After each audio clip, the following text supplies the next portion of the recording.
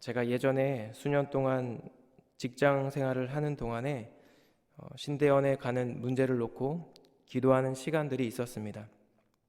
그 기간 동안 저로 하여금 주저하고 또 고민하게 하는 여러 이유 중 하나가 있었는데요. 그 중 하나가 과연 내가 목회자가 될 만한 사람인지에 대한 근본적인 의문이었습니다. 그런데 기도를 할수록 하나님께서 저에게 주시는 마음은 때로는 그러한 마음조차 하나님 앞에서 얼핏 겸손한 것처럼 보이지만 교만한 마음이 될 수 있다라는 사실이었습니다.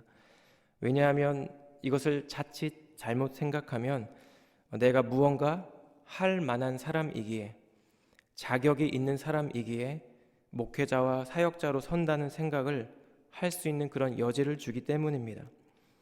오늘 우리가 함께 읽은 이 긴 본문의 말씀은 아론과 그의 아들들을 제사장으로 세우시는 하나님의 위임식에 대한, 제사장 위임식에 대한 규례를 다루고 있습니다.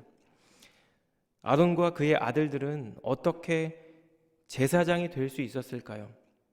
이 거룩하신 하나님과 그저 죄인된 사람 사이에서 그 누가 이 하나님의 제사장의 일을 감당할 수 있을까요?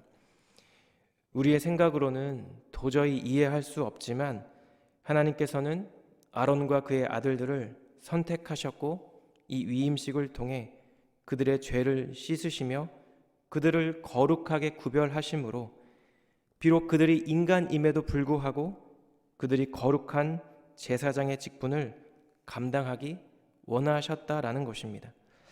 그렇다면 오늘 이 본문의 말씀이 다루고 있는 이 제사장 위임식에 대한 말씀을 통해 우리는 어떠한 주님의 교훈과 또 주님의 뜻을 깨달을 수 있을까요? 저는 이 말씀을 묵상하며 우리 안에 회복되어야 하는 두 가지 교훈을 함께 나누고자 합니다. 첫 번째로 이 본문의 말씀은 다시 한번 우리 안에 대속의 은혜를 회복해야 한다는 것을 전달하고 있습니다. 제사장에게 있어서 가장 중요한 직무 중 하나는 백성의 죄를 대속하기 위한 속죄의 제사를 하나님께 드리는 것입니다. 그런데 이렇게 중요한 제사장의 직무를 감당하는 데 있어서 가장 먼저 해결되어야 하는 문제가 있습니다. 그것은 바로 이 속죄의 제사를 집행하는 제사장 그 사람 자체의 죄 문제였습니다.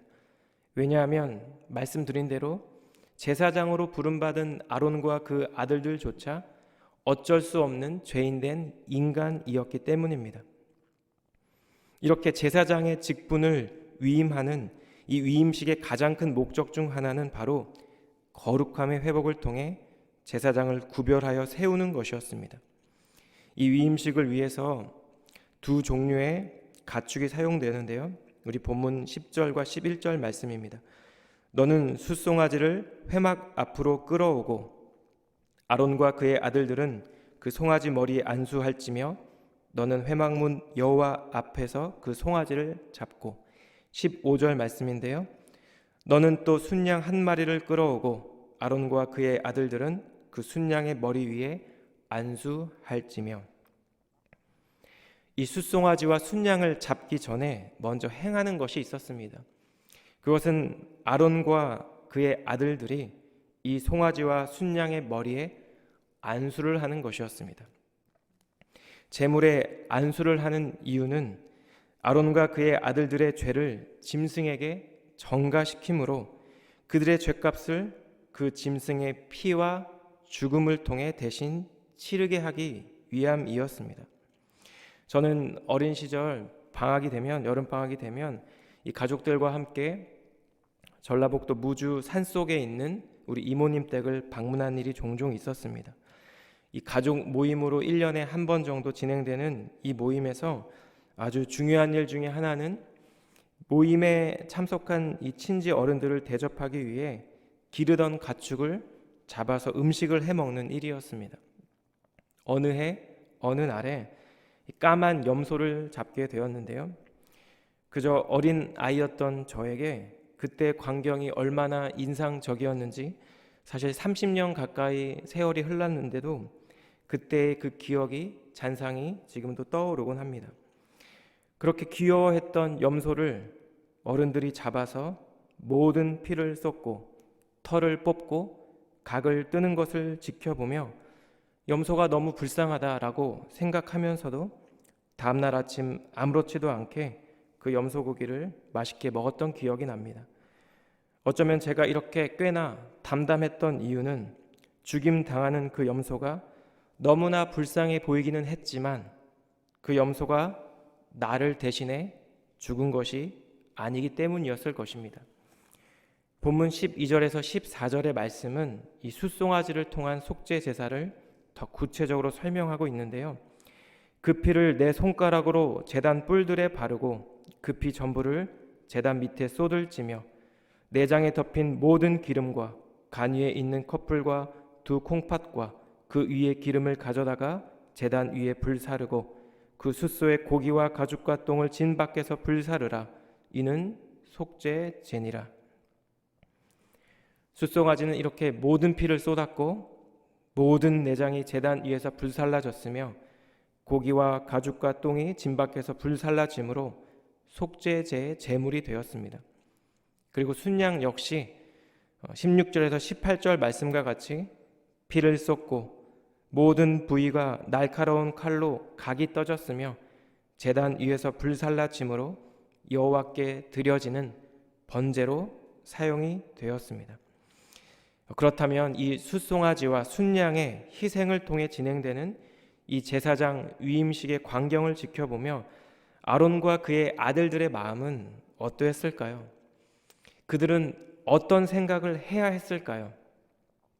자신들이 제사장으로 구별되어 세움받기 위해 자신들을 대신해 모든 피를 쏟고 모든 내장이 드러나며 각이 떠지고 제단 위에서 불살라지는 이 가축들을 바라보며 아론과 그의 아들들은 자신들의 죄를 이 가축들에게 전가시키시고 이 가축의 희생을 통해 하나님의 제사장으로 세움받는 것이 과연 무엇인지를 묵상했을 것입니다. 사실 다른 이스라엘 백성과 전혀 다를 바 없는 아무런 자격 없는 나를 택해 주시고 이 속죄제와 번제를 통해 제사장으로 거룩하게 구별하신 위임식 이 모든 과정이 하나님의 은혜라는 것을 그들은 분명히 묵상했을 것입니다. 더 나아가 아주 조그만 죄조차도 하나님께 나아가는 데 있어서 또한 거룩하신 하나님의 예배를 집도해야 하는 제사장의 직분에 있어서 허용되지 않는다는 아주 분명한 사실 앞에 그들은 자신의 삶을 돌아보았을 것입니다. 그렇다면 이 위임식에 거행되었던 속죄제와 번제의 제사는 오늘날을 살아가는 저희에게 어떤 의미가 있을까요?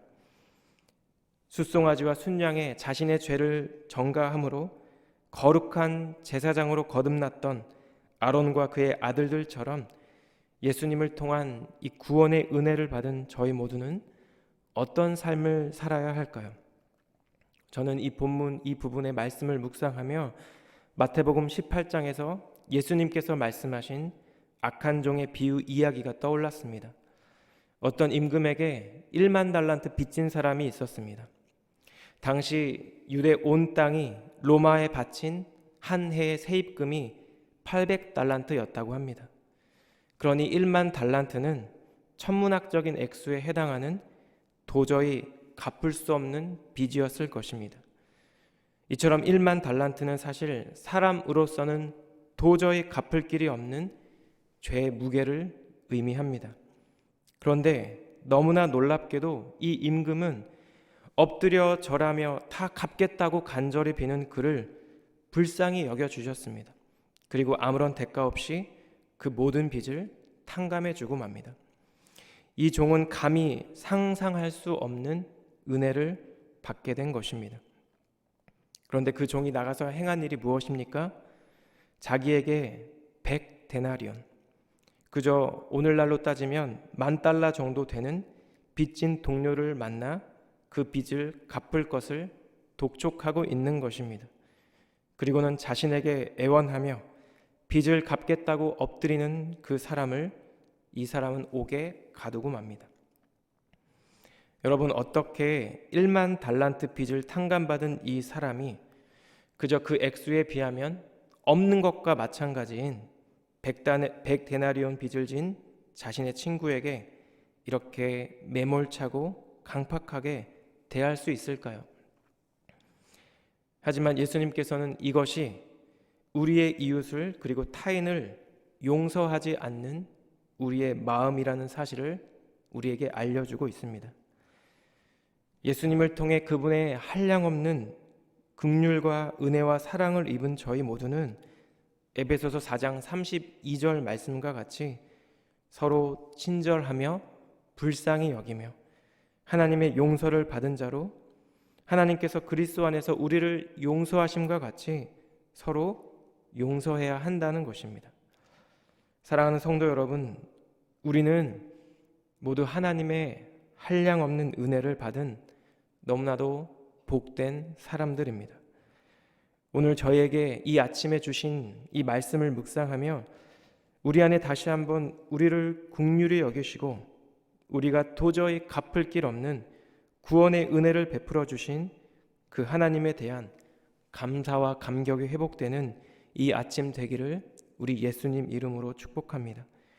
그리고 그 자리에 머무는 것이 아니라 더 나아가 하나님께 받은 이 은혜를 기억하며 공동체의 지체들을 그리고 내 이웃을 사랑하는 형제 자매를 더 사랑하고 더 용서하며 더 용납하며 그렇게 하나님께 받은 그 은혜의 통로로 사용되는 복된 하루 되기를 우리 예수님 이름으로 축복합니다. 두 번째로 본문이 전달하는 것은 우리 모두는 거룩하신 하나님의 백성으로 부름받았다라는 사실입니다. 숫소와 순양을 잡은 후에 제단 위에 피와 관유 곧 거룩한 기름을 섞어 아론과 그의 아들들의 옷에 뿌리는 의식이 진행되는데요. 21절 말씀입니다. 제단 위에 피와 관유를 가져다가 아론과 그의 옷과 그의 아들들과 그의 아들들의 옷에 뿌리라. 그와 그의 옷과 그의 아들들과 그의 아들들의 옷이 거룩하리라. 이처럼 공의를 상징하는 피와 성결을 상징하는 기름을 섞어 제사장과 제사장의 의복에 뿌리는 것은 제사장들이 성결하며 더 나아가 하나님 앞에서 공의를 행하기 위해 특별히 구별된 직분자라는 사실을 우리에게 전달하고 있습니다. 그런데 이렇게 제사장 위임식을 통해 짐승의 피로 거룩해진 것은 제사장들과 제사장들의 옷뿐만이 아니었습니다. 본문 35절에서 37절 말씀인데요. 너는 내가 내게 한 모든 명령대로 아론과 그의 아들들에게 그같이 하여 이랫동안 위임식을 행하되 매일 숫송아지 하나로 속죄하기 위하여 속죄제를 드리며 또 제단을 위하여 속죄하여 깨끗하게 하고 그것에 기름을 부어 거룩하게 하라. 너는 이랫동안 제단을 위하여 속죄하여 거룩하게 하라. 그리하면 지극히 거룩한 제단이 되리니 제단에 접촉하는 모든 것이 거룩하리라. 하나님께서는 위임식이 진행되는 이 이래 동안 매일 숫송아지로 속죄제를 드리며 제단을 위해 속죄하고 거룩하게 할 것을 명령하셨습니다. 거룩하신 하나님 앞에서 제사를 위해 제작된 이 제단조차 속죄 의식이 요구되었던 것입니다. 그런데 히브리서 기자는 10장 1절 말씀에서 이 제사 의식을 포함한 율법이 장차 올 좋은 일의 그림자일 뿐이며 참된 형상이 아니라고 우리에게 말씀하고 있습니다. 하나님께 예배드리기 위해 제작된 이 번제단을 포함해서 이 모든 것이 하늘에 있는 어떠한 것의 모형이기 때문에 짐승의 피로 정결하게 할 필요가 있다라는 말씀입니다. 그렇다면 여러분, 이 제사제도의 원형, 제사장과 성막과 제단의 실체는 무엇일까요? 히브리서 기자는 10장에서 이 모든 제도의 실체가 무엇을 지향하고 있는지를 우리에게 말씀하고 있습니다. 11절부터 14절 말씀인데요.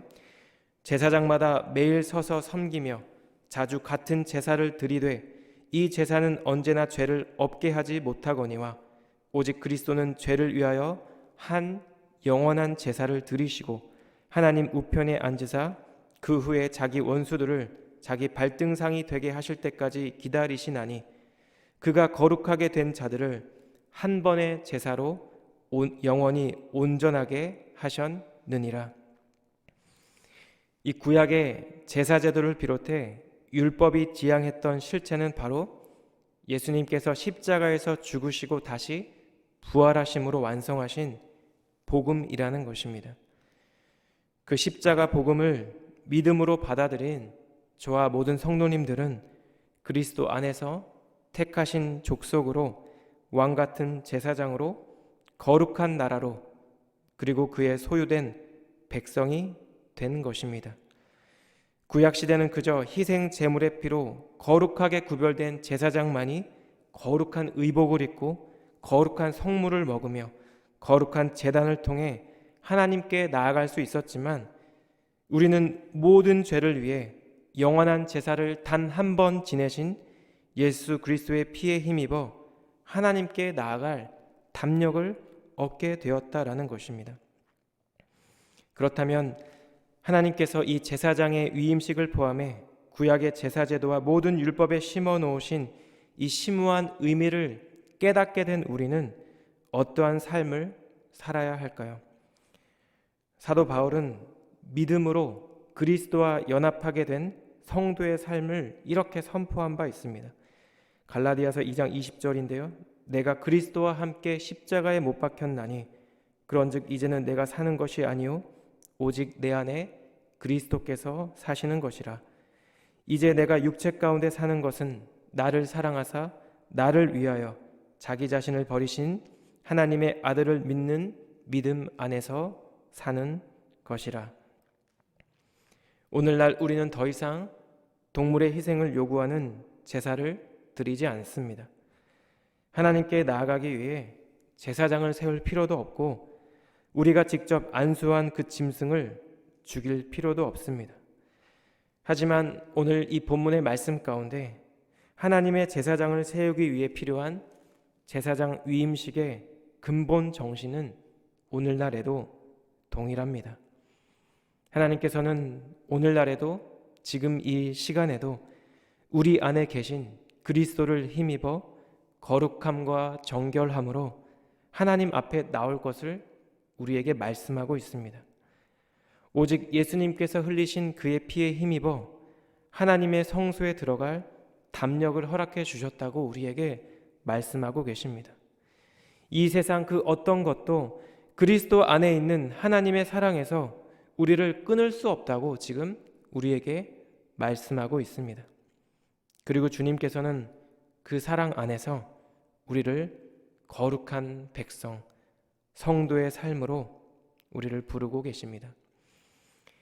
이 아침 함께 살펴본 이 제사장 위임식의 말씀을 통해 다시 한번 우리 안에 이 대속의 은혜, 구원의 감격과 기쁨이 회복되는 이 아침, 오늘 하루가 되기를 우리 주님의 이름으로 축복합니다. 우리를 거룩한 자로 세우기 위해 친히 화목제물 되신 예수님의 죽으심과 부활을 기억하며 우리의 마음과 우리의 삶의 자리에서 참된 거룩이 회복되는 우리 사랑하는 성도님들의 삶이 되기를 우리 주님의 이름으로 간절히 축복합니다. 기도하겠습니다.